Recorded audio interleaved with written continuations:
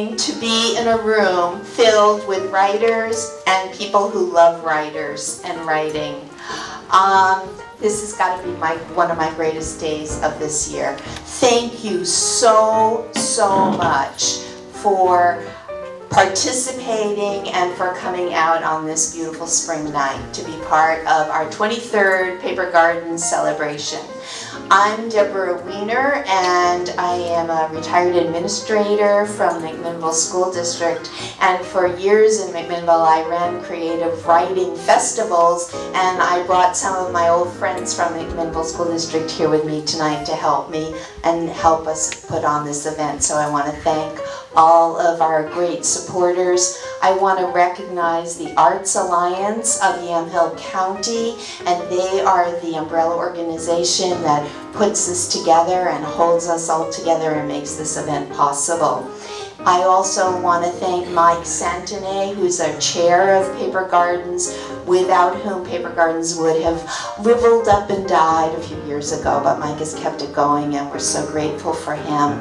I'd like to acknowledge Gail Watson in the back, who's our fabulous graphic artist who put together the bookmarks and the books and all of the materials all through the year.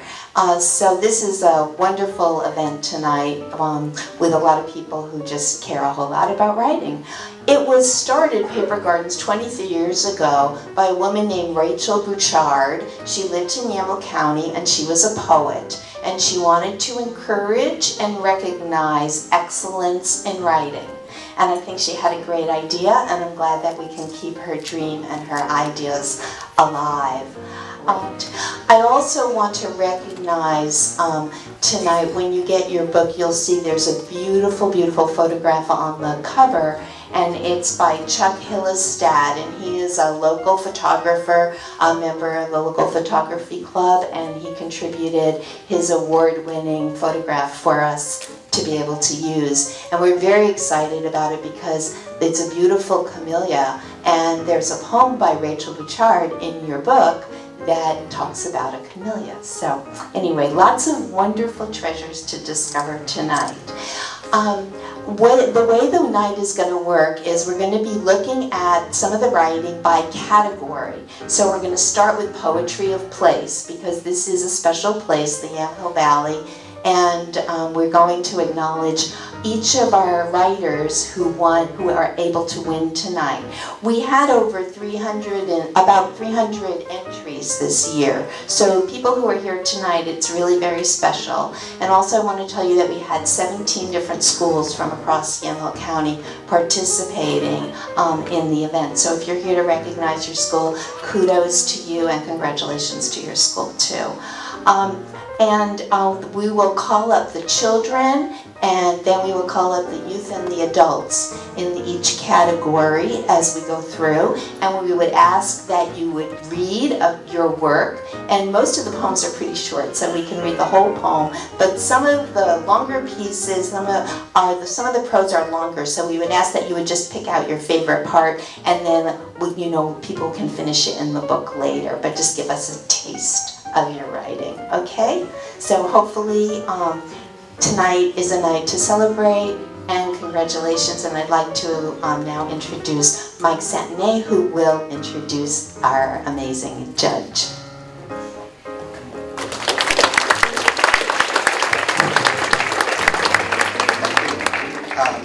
Joe Wilkins is a professor of English and creative writing at Linfield, and I asked him way back in the summer, would he be interested in doing this, and he said, sure, I'd like that. And the reason I asked him was because he does it all. I mean, he writes poetry, he writes nonfiction, he writes fiction, and recent books of his are The Mountain and the Fathers, which is a nonfiction. Notes from the Journey Westward, and Killing the Muron Dogs. Anyway, and then also there's some work we had to go on Living and Far Enough, the Western Fragments. So he's spent quite a long time looking over these, and I'll let him explain the judging process. I'd like to introduce Joe Wilkins, our judge.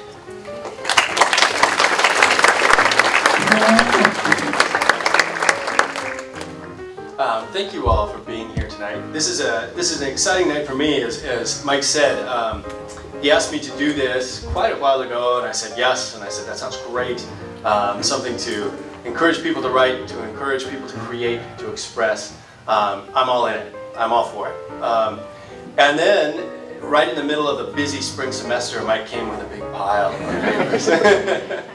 And I was a little nervous at first. I thought, oh my goodness. But then I found it was a real joy. It was a real joy to read through everything that was there. I had a wonderful time seeing what people were writing, seeing what people were focused on, seeing what they were thinking about. It really was. It was a joy. And it's a real joy tonight because this is the first time I've seen any of these names. Mike brings them all without any names, so I don't know whose is whose, and they're just paper, just poems, which is also wonderful, but it's great to finally start to put poems to names and to see faces soon. And so, as was mentioned, we're going to start with Poetry of Place, and I'll call the children's, and then the children will read theirs, and then we'll call the youth and adult together. Okay, so for the children's Poetry of Place, we've got The River by Ransom Smith, The Memorial Library, a collaborative work by Adeline Rich, Opal Primasic, and Margaret Bowman, and A Special Lady is Leaving by Mary McKeegan. You can line up right here.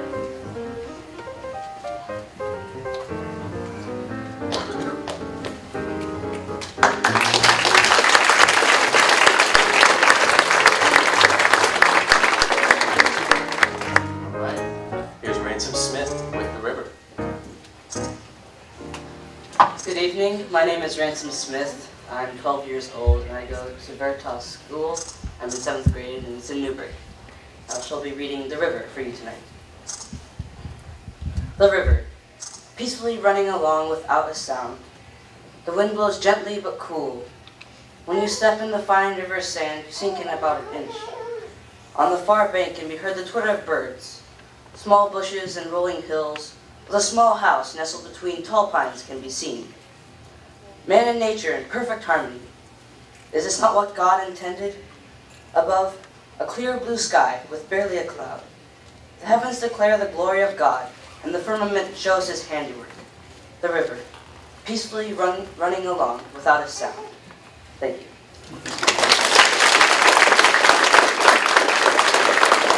Collaborative work, Memorial Library, Adeline Rich, Opal Primasic, and Margaret Bowman. We decided to write this poem because our librarian moved to Japan, and we wrote this poem for her. Next time you walk in the library, take a moment and think that one person transformed a regular room into a place that is more special than you can even imagine. Your library is beyond compare, but Miss Lowry here has much to share. Her adventures in Oz, her trip to Wonderland, and now she's leaving for Japan. Miss Lowry, we'll miss you, we truly will, because no one can replace that beautiful smiling face. It projects around the world, so when she is gone, we will move on, because we will remember that friendly face that you can see from outer space.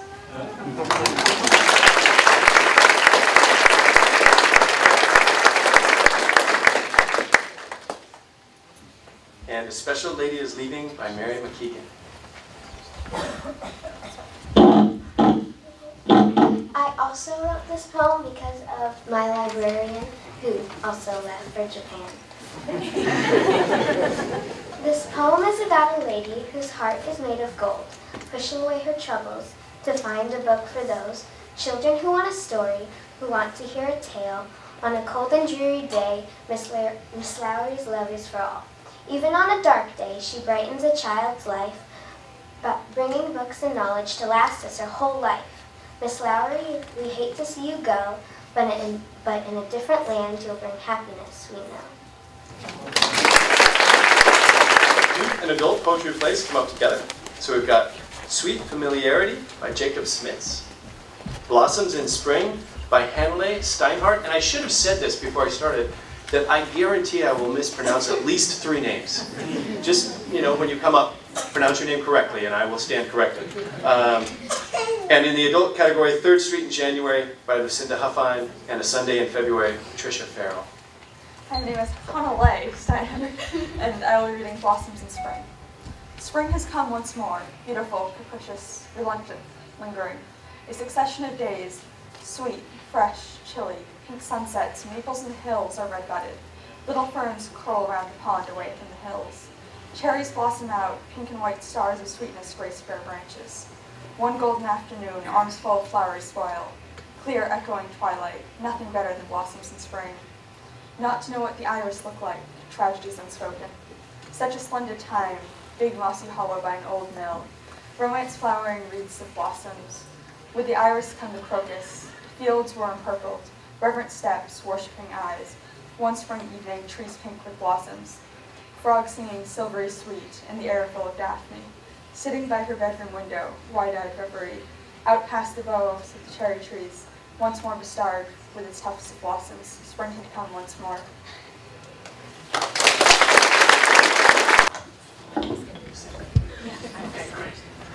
Third Street in January, Lucinda Huffine.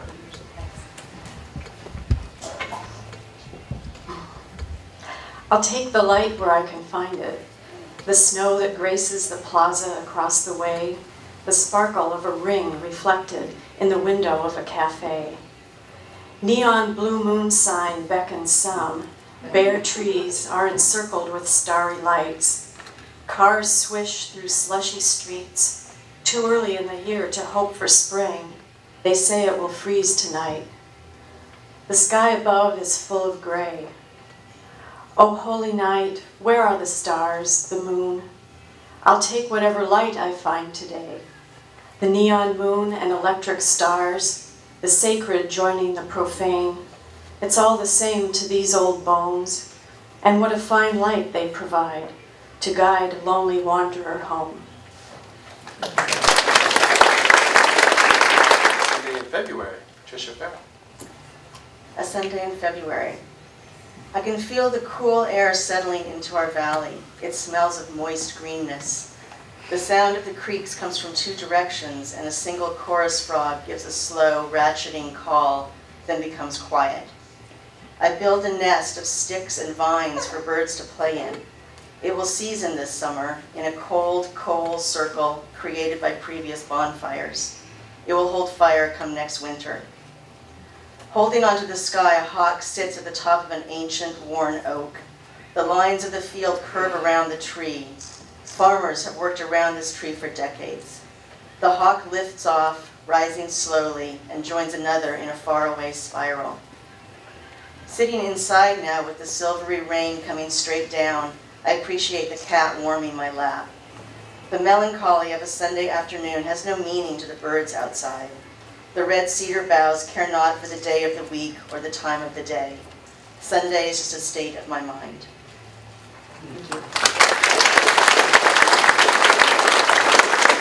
We're going to go on to the traditional poetry category, children's poetry first.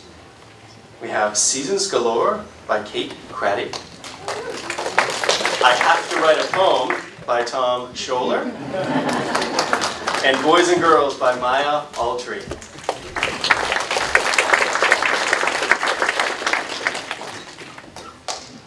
I'm glad you pronounced my last name correctly. Good, I am too. Seasons Galore by Kate Craddock. Seasons galore. Frosty nights when winter stings, when the darkest day, when the sleigh bells ring. It's the snow that falls before the seedlings sing. Winter is here. Chilling winds, flowers spring, bees buzz, and spring comes. Spring is here. Sunburns burn, pool comes out, the sun that stays before the dark comes out. Summer is here. Leaves that fall when school is in, speeding winds. Fall is here. These are the seasons that are our year.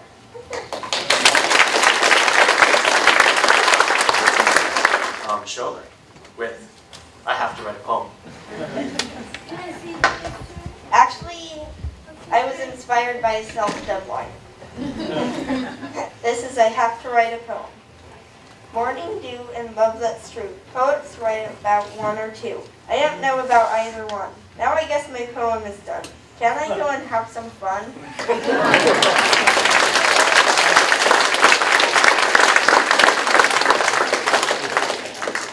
And Maya Altry with Boys and Girls.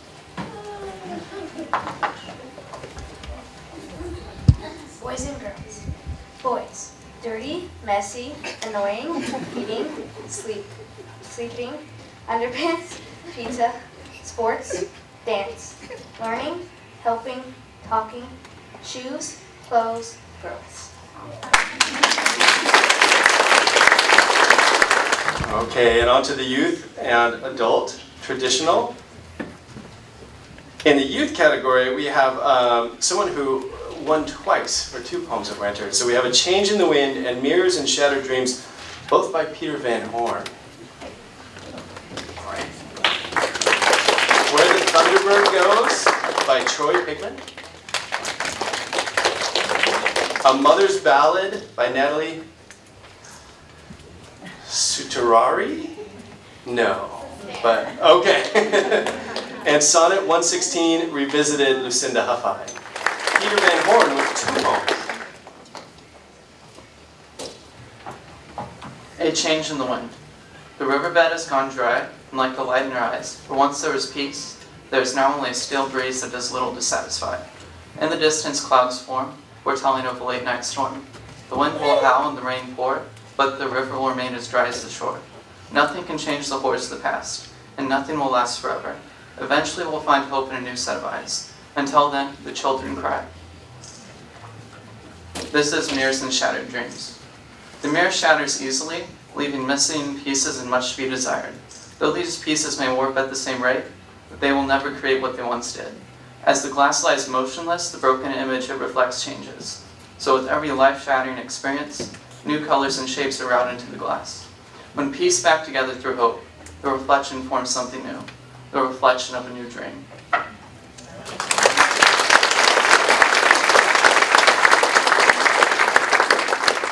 Where the Thunderbird Goes, Troy Pigman.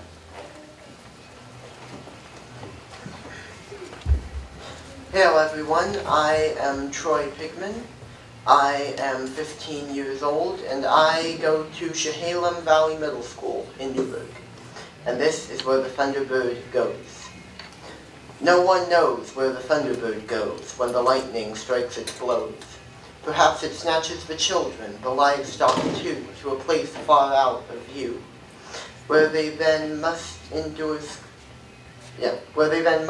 scold if they don't do as they're told, until their bones grow old. Mother's Ballad by Natalie, and I'm going to leave her last name.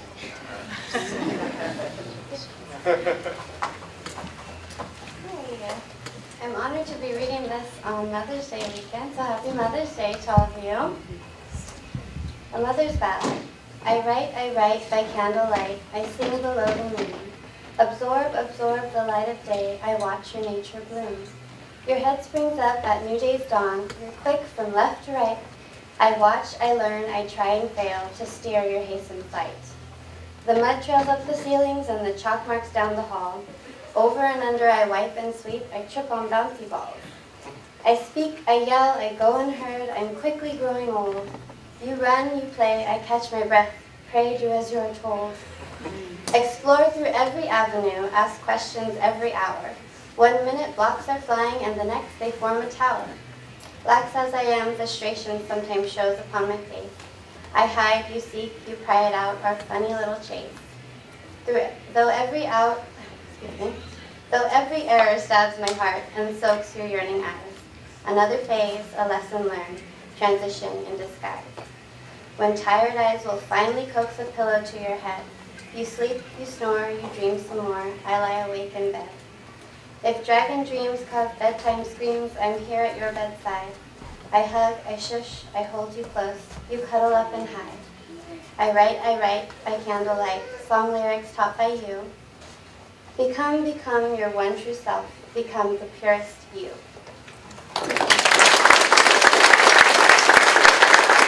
And Sonnet 116 Revisited by Lucinda Huffine. Some of you probably are familiar with Shakespeare's Sonnet 116. It's the one that goes, "Let me not to the marriage of true minds admit impediment. Love is not love which alters when it alteration finds," blah, blah, blah, blah. So I thought I'd kind of turn that on its head, and I wrote Sonnet 116 Revisited. Let me tell you something about true love. Admit impediments? Don't get me started. It starts to crack when both remove their gloves, and pretty soon the lovebirds have departed. Oh, he finds that she's an easy mark for pointed comments, though points not taken are tallied up like shots fired in the dark. He's a worthless oaf, she's not mistaken. In time, these weary fools of love may cease their endless, encompassing tales of woe. One might unbend a bit. Could love increase and spark a dying ash into a fiery glow? If it's to be or not, the dice will fall. I find that love can alter after all. In the children's category, we've got All About Me by Maria Alba Lopez. Ocean, Lena Neese. Greenery, Madeline Smith. All of it.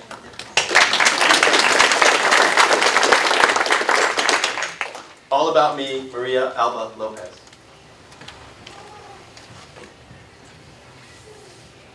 I have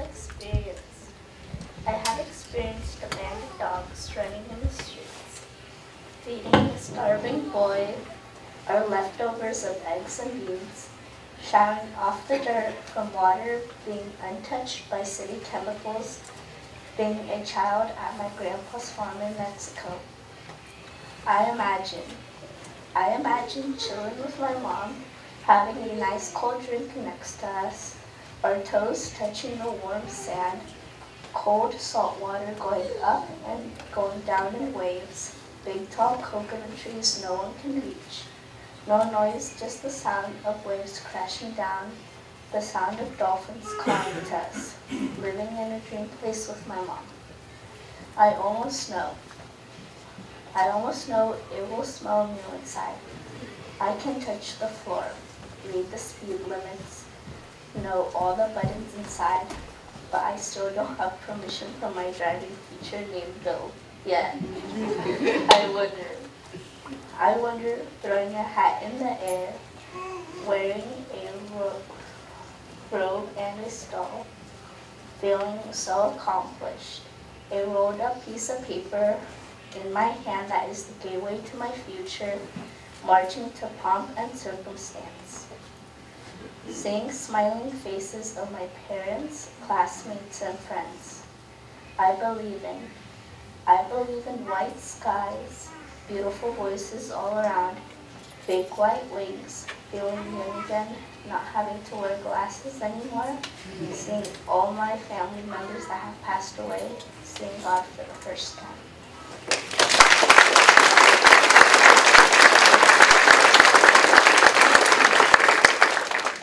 Ocean by Lena Neese.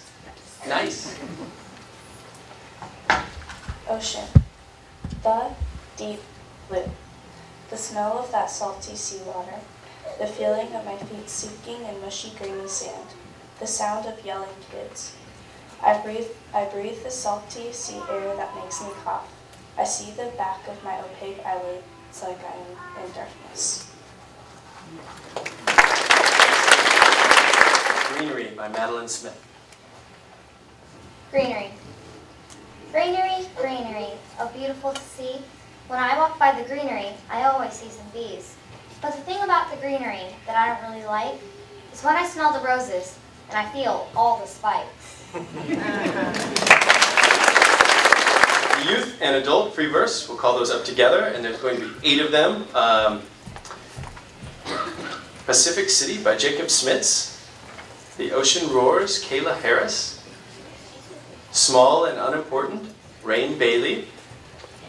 The Kitchen Dance, Marin Sterling. And in the adult category, we've got one person with 2 poems, Jen Richter with Behind Closed Doors and Reservations. Steve Long with The Party, and Patricia Farrell with Expanded Range. Kayla's sister is going to read her poem. Okay, so this is Kayla's poem. The ocean roars. The ocean roars, the beach covered with sand and shells and plastic. The ocean waves washed up shells, rocks, and man's mark on the world. Is the man's mark something to be proud of? Did you want this? Did any of us? I feel the sun-warmed sand at my feet. I dig my hands into the sand an inch. I feel the hard, frozen crust. How far does the soft, warm layer go? Maren Sterling with The Kitchen Dance. The kitchen dance. The water boils, the timer ticks, rustling papers from unwrapped ingredients. Children giggle as they peer through the oven glass. The house cat walks through, his collar bell jingles. He thinks only of the adventure awaiting him beyond the kitchen door. The timer dings, shrieks of excitement escape the lips of the eagerly awaiting onlookers. The oven is opened and a lovely scent wafts through the busy home. In the background, the kitchen door opens a crack. A sudden jingle and the cat is off, with the scuttling forest creatures at his mercy. The thud of a stool placed at the sink, water runs, bubbles pop, more giggles. The clink of porcelain on the countertop. The spatula grants each dish a warm bit of sweetness. Chairs scoot out around the table. One by one, small, delicate hands receive their long-awaited treat, with a smile and an added sparkle in their eyes. A meow at the door, glimmering dews deceiving of the early February afternoon. A brisk wind accompanies the familiar jingle into the toasty home. More giggles, shrieks, and smiles as the cat is round with the sweet scent. Category Jen Richter with 2 poems. Reservations. The flame licks at the half-spent wick. Scarlet wax drips over the pair of faux crystal candlesticks. She lifts her goblet, studies the hairline crack, twists it in the shaft of fading sunlight that crawls across the linen runner. She shifts to avoid the clock, gazes through the sheer lace drape at the lake which winks silver in the sunset, until nightfall makes mirrors of the unshuttered panes. Behind her, a couple tries to tango to a waltz. She stands. Crumbs fall from her chemise into the empty breadbasket. The candle stub flickers out. At the door, she discards her heels, too high for comfort, and steps barefoot into the moon-drenched shadows.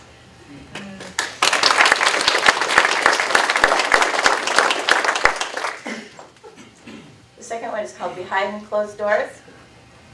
Submerged within a skin-prickling, mint-scented bubble bath, she can still hear them. The children's squabbles over a headless doll, her husband's heavy step down the hall. Honey? Honey! The dog's whining, his nose to the crack beneath the door. Has she left us again, Max? Don't worry, old boy, she'll be back. Max shakes his collar, huffs a heavy sigh. The children race through the house, slam the door. The dog barks once, twice. Silence. Overhead, the ceiling fan pulses. A drop of water slips down the sky blue tile. A solitary tear.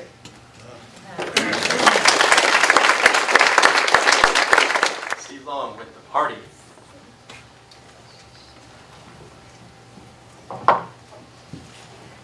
When he got to the party, lots of folks were already there. And animals, which he likes very much. Birds and dogs and so on. Fish. There was music. He gazed across oceans, the sky, and forest.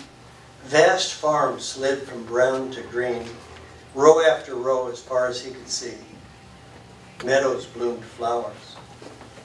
At the party, he met a girl. He loved her, but she left him. He hurt so that he thought he would die. But later he met another and another, until at last he met her. They had a child. Children. The children had children. He helped one boy build a boat. He walked one girl down the aisle. Together they enjoyed birthdays and Christmases, vacations. Of course he endured sadness. There was much of that. Even so, when it was time to leave, he looked for the host. He wanted to say, "Thanks for the invitation. I had a great time." Expanded Range by Patricia Farrell.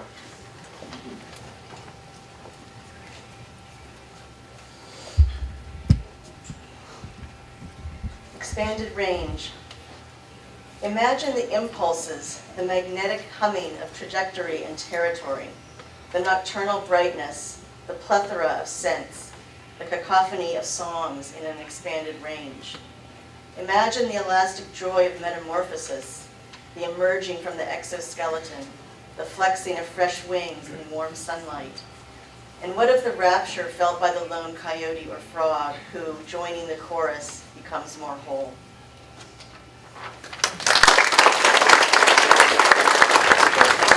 Yeah, go ahead. This is Ray Bailey's dad. I'm going to read her poem, Small and Unimportant. Why is it that every time I speak, the sentences come out so incomplete? I can't vocalize what's on my mind. I can't express myself accurately at any time. Why is it that every time I feel content, someone says something to ruin it? I feel so small, so unimportant. Yet I do find a sort of comfort in that, being small and so unimportant. But no matter how unimportant I know I am so important to myself. And maybe that's what really matters.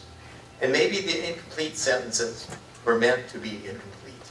And maybe it's okay to not always be content. Because I feel content right now, writing this, and wow, I love it. Thank you all for your attention to this work. This is really wonderful. In the creative nonfiction section, there's 3 folks, and I'm going to call the children and the youth up together. 3rd Street on a Rainy Day, Ukiah Halloran Steiner. My Sasquatch Encounter, Justin Jackson. And A Memory of Music, Anale? Did I get it right that time? No? Anale Steiner. Justin Jackson. My Sasquatch Encounter. One sunny evening in Lapine, Oregon, my grandma and I were on the porch of my Uncle Sean's house. It was a calm day out. We weren't aware this day would change our lives forever. I went outside to admire the sunset. It was midsummer. The sun was setting behind the trees. It was a nice summer evening. There was a grassy area. Just before we saw it, we were taking in the sunset. All of a sudden, my grandma asked, "Justin, is that a deer or an elk?" I went inside to get a gun scope. I came back out to look around. I thought she was talking about a metal moose I saw earlier. I asked, "Are you talking about that moose?" She pointed somewhere else. As soon as she pointed somewhere, I put the gun scope down on a table near me. I looked towards where she was pointing. At first, I couldn't identify what it was, until I stood up. The creature was humanoid. I managed to stutter, "That's a Bigfoot." My grandma said, "Really?" When the creature walked, its arms swung by its side. We were so nervous and excited at the same time. We were shaking so much. As soon as my grandma got her phone, the Bigfoot was behind a tree. When I took a picture, I was shaking badly. To this day, I still remember how scared I was. Memory of Music, Honolulu.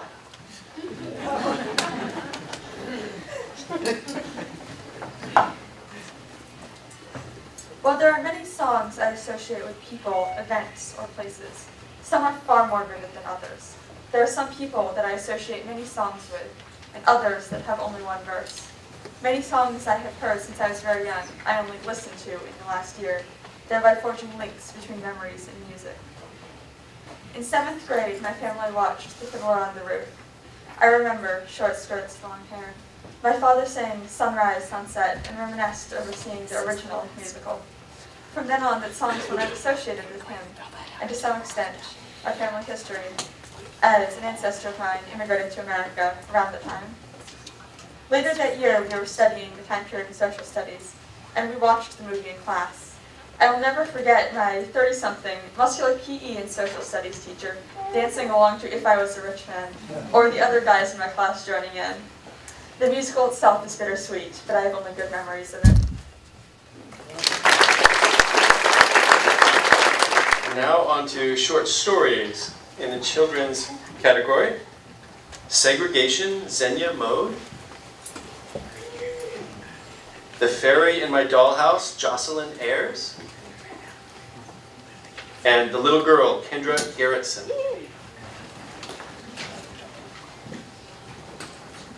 Segregation, Xenia Mode.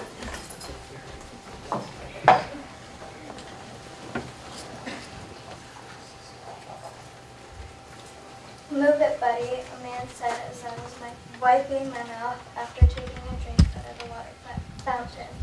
Blacks drank on that fountain. I looked at him confused. I turned my head to look at the signs above the fountains. They read, colored and white. I looked at the man. Sorry, mister. He just walked off.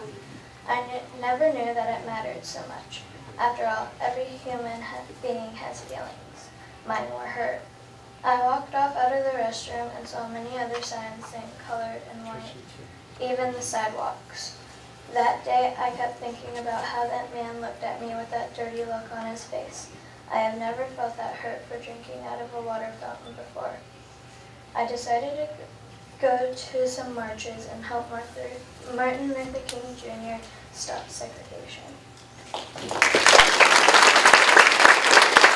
Fairy in My Dollhouse, Jocelyn Ayers, with some help. Alright, so this is a 6-chapter short story, and we just read chapter 2. Mainly because it's only got a short part of women's voice. So, chapter 2, A Sparkle in the Night. I suddenly jumped out of bed when I realized it was just baby Katie crying. Since I was up, I went downstairs to get a snack. I got some crackers. When I went upstairs to go back to bed, I realized stuff was not in place, and I could not remember leaving it there. So I quickly put it away, then I crawled into bed and closed my eyes. And then a light flashed across my closed eyes and I opened them. There in the dollhouse was a light, and out of it came a voice. It said in a twinkly voice, "Go to bed, you'll see me in the morning." So I closed my eyes and went to bed. I could not get that voice out of my head.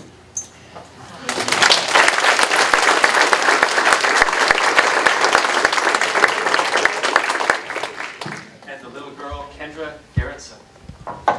The little girl. One day a little girl went inside the big dark scary woods to pick some blueberries because she loved them. And if they were out, the little girl would freak out. She skipped the whole way there until she found her favorite blueberry bush.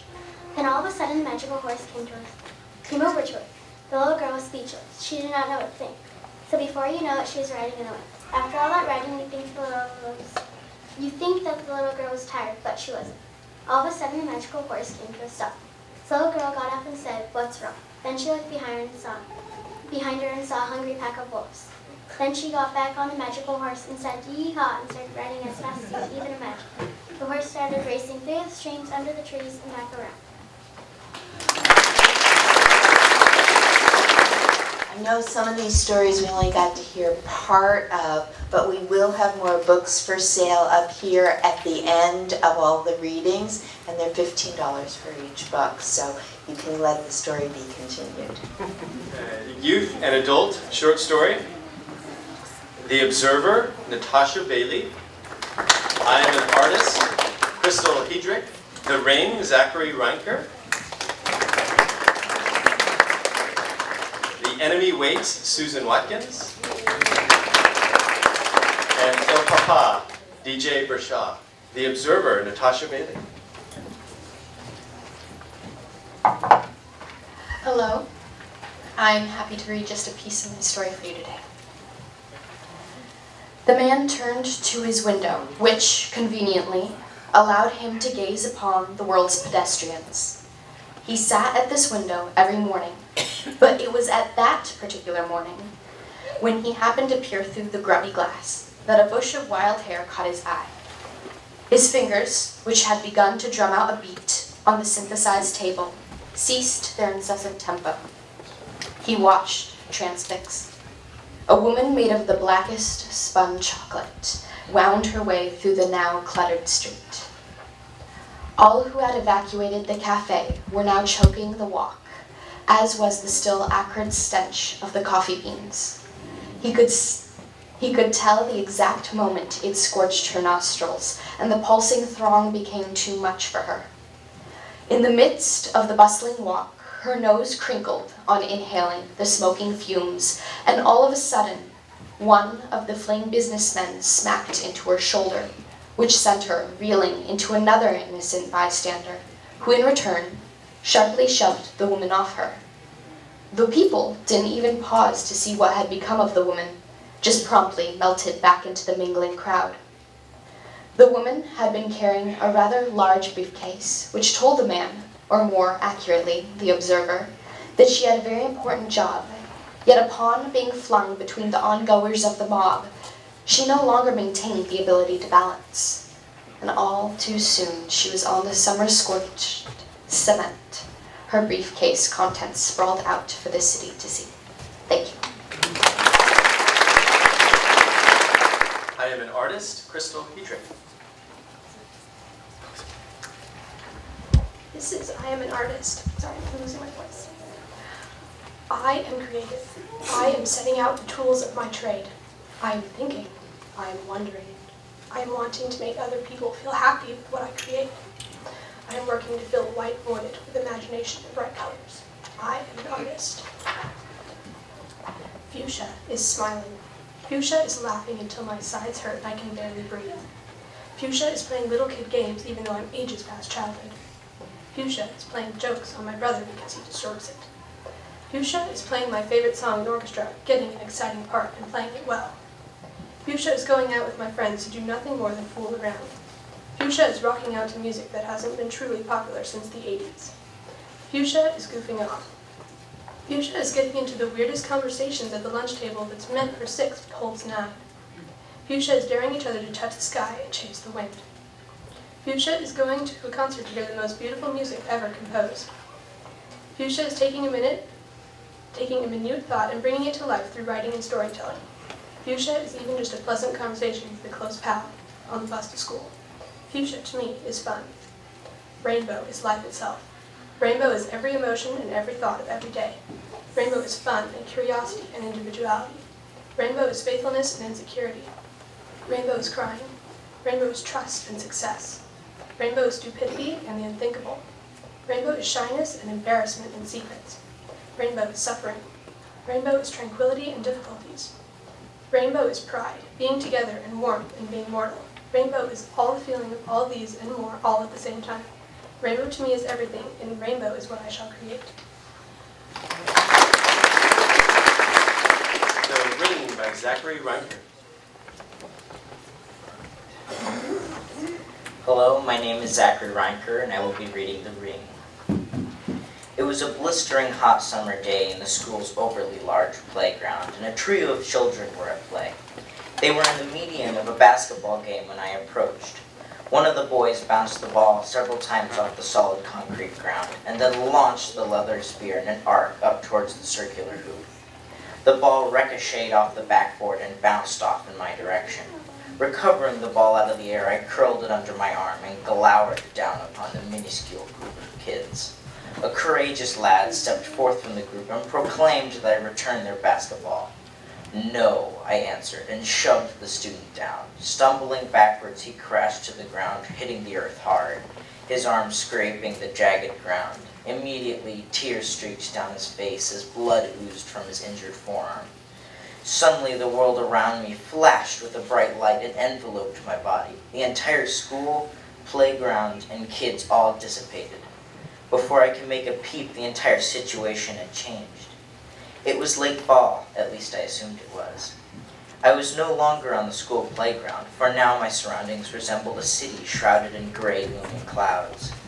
Leaves swirled in the cold autumn air. About 10 yards ahead of me, a young couple was taking a stroll.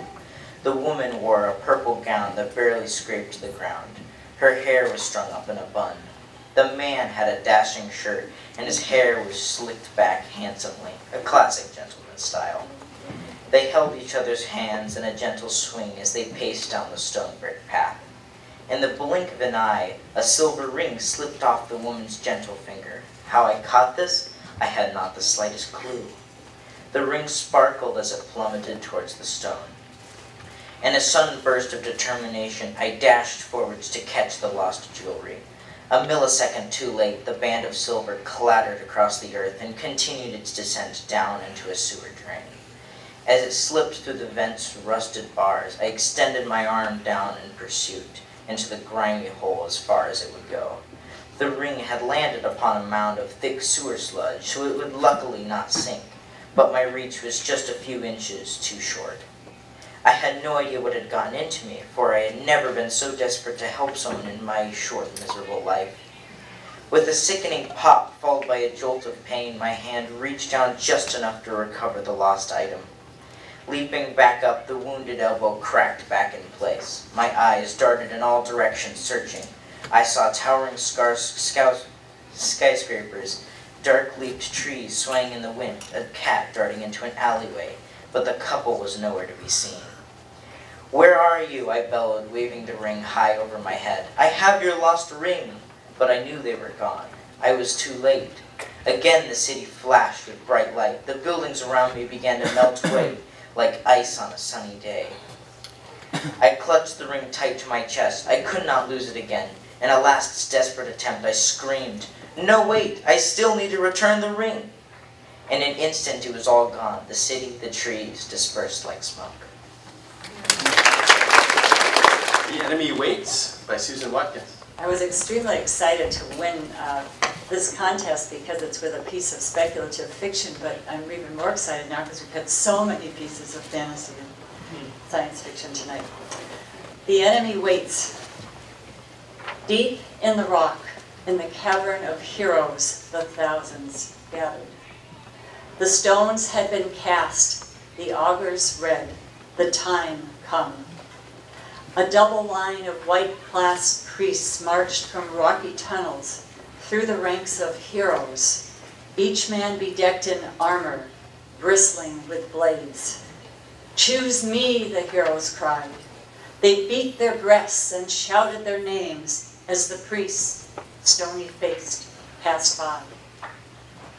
Not till they reached the center of the cavern did the priests stop their marching.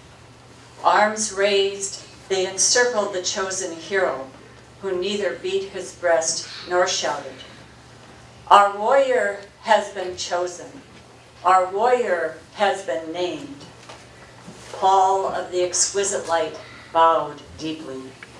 His hot blood tingled as the priests marched beside him up the 101 steps to kneel at the silver-shod feet of the presence. "Stand, warrior," the presence commanded. He waved a mighty arm to silence the shouting throng. "Hero," he cried, "the task is dangerous.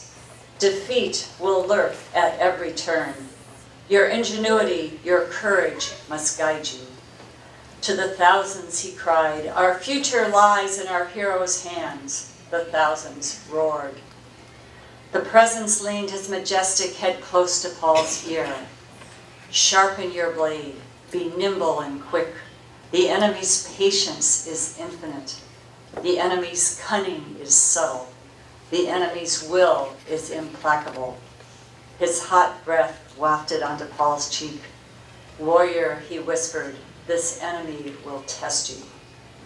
Silence filled the torchlit chamber.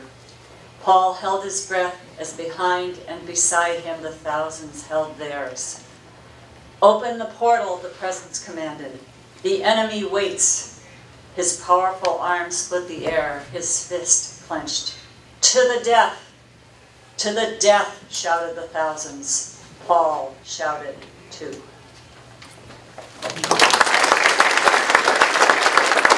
Il Papa, DJ Bershad. Always wanted to write a story about the Pope, or a Pope anyway, and this is it. The air next to the ceiling of the Lateran Basilica was stuffy, hot, and foul.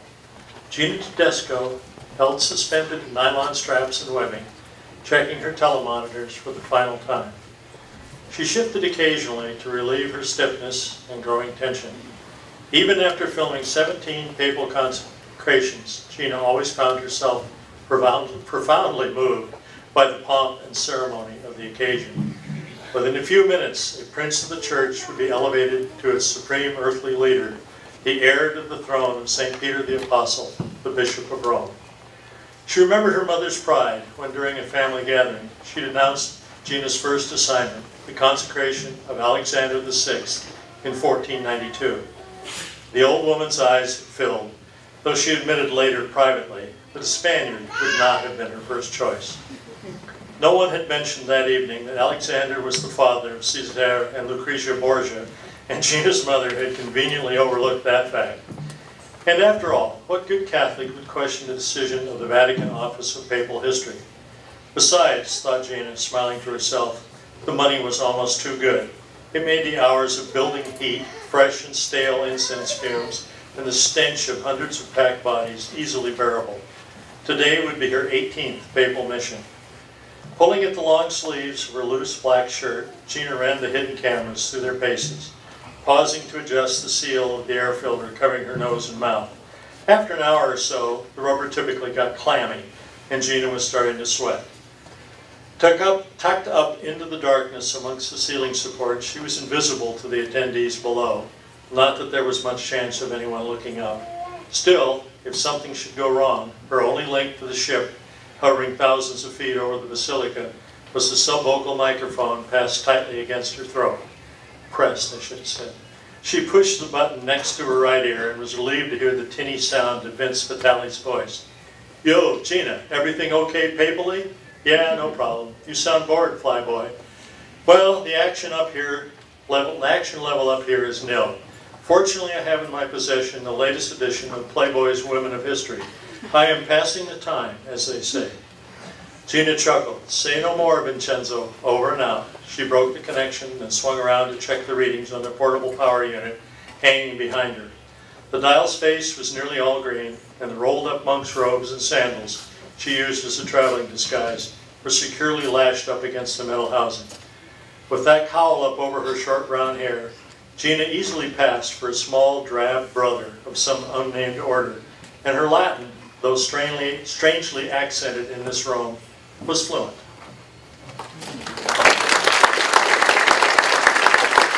The last category, haiku. In the children's category, we've got Adeline Rich with Dewdrops, Callahan Ranky, I'm going to guess, with Winter Sadness, Ellen Dong, Water Droplets, and Salvador Martinez, Ladybug. Adeline Rich, Dewdrops. Dewdrops, stomping in puddles, goosebumps tickle my cold arms, the wind whips my hair. Ellen Dong, Water Droplets. The orbs on the leaves, left after a vicious storm, are very gentle. Salvador Martinez. Ladybug. A small ladybug climbed onto a small dead leaf. It didn't like it. In the youth haiku category, Sweat, Jasper Morrison, Winter, Thomas Millage, My Family, Makoto Nakai, A Summer Day, Megan Garbler. Thomas Millage, Winter. Fusion there. Cloak of cold contains coat cloaked strangers, icy rain, calling winter strain.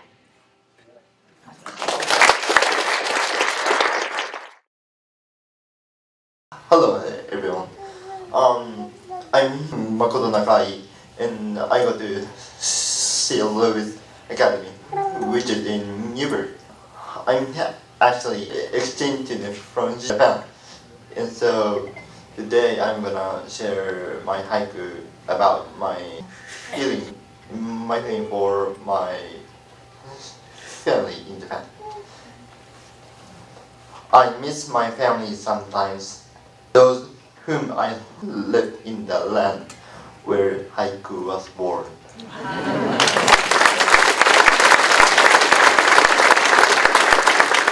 Thank you all so much for your attention to these poets, these writers.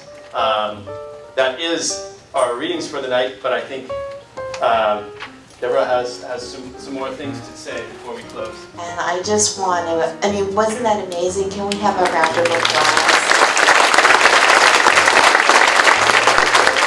Could all of our winners please stand up and take a bow? You are awesome.